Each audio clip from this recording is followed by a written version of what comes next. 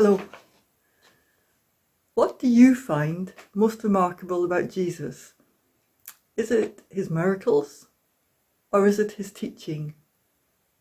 Or is it something else? More and more, I find myself awestruck by his ability to listen to people. And not just listening, but listening and then asking the right question and then listening to the answer. I'd like to read you 6 verses from Mark's Gospel, verses 30 to 35 from chapter 9. Jesus is on the move. He's been up a mountain, and now, with all the disciples, he's travelling through Galilee, avoiding the crowds, because he wants to prepare the 12 for his coming death and his resurrection. Listen to this. They left that place and passed through Galilee. Jesus did not want anyone to know where they were, because he was teaching his disciples. He said to them, "The Son of Man is going to be delivered into the hands of men. They will kill him, and after 3 days he will rise." But they did not understand what he meant and were afraid to ask him about it. They came to Capernaum. When he was in the house, he asked them, "What were you arguing about on the road?"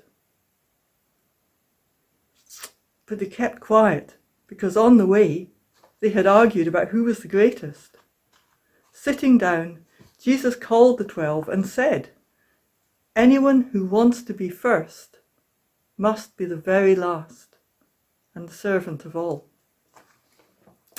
Jesus knows at this point that he will soon be brutally tortured and killed, yet his focus is not on downloading his trepidation, trying to get his friends to share his burden. Rather, he's seeking to prepare them for his death, for their own sake. He's not wrapped up in his issues, oblivious to what's going on around him. Even now, he's listening.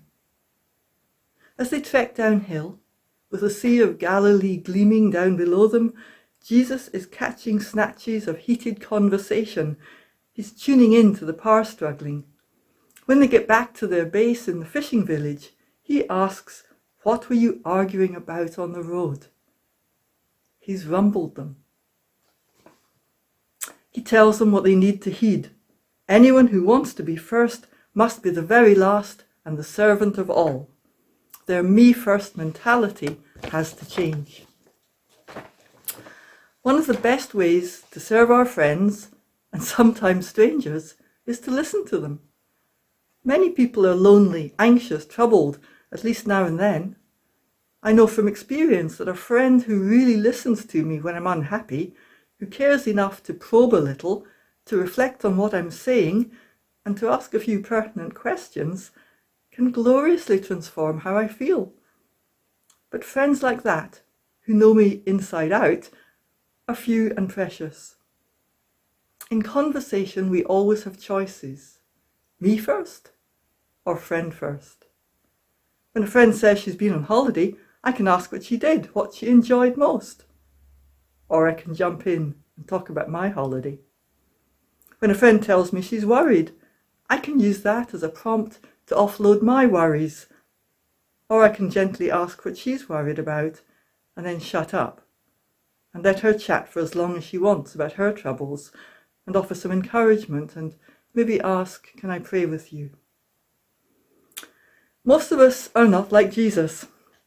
There will be times, maybe before an exam or before a big journey or going into hospital or such like, when we'll be wrapped up in ourselves and unable to engage with others.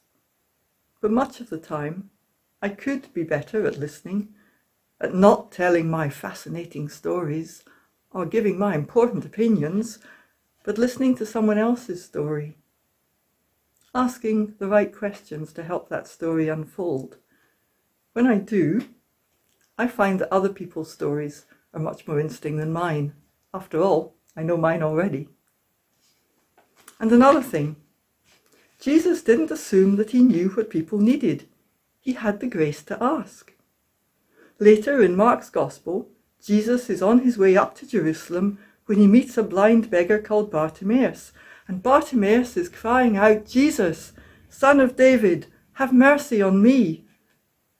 And Jesus asks, "What do you want me to do for you?"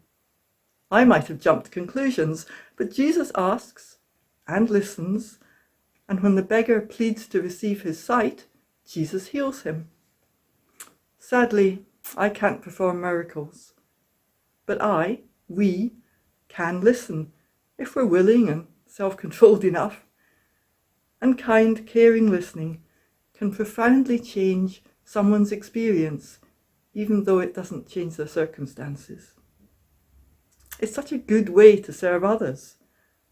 And one final precious reminder: Jesus wants to listen to us. Good night.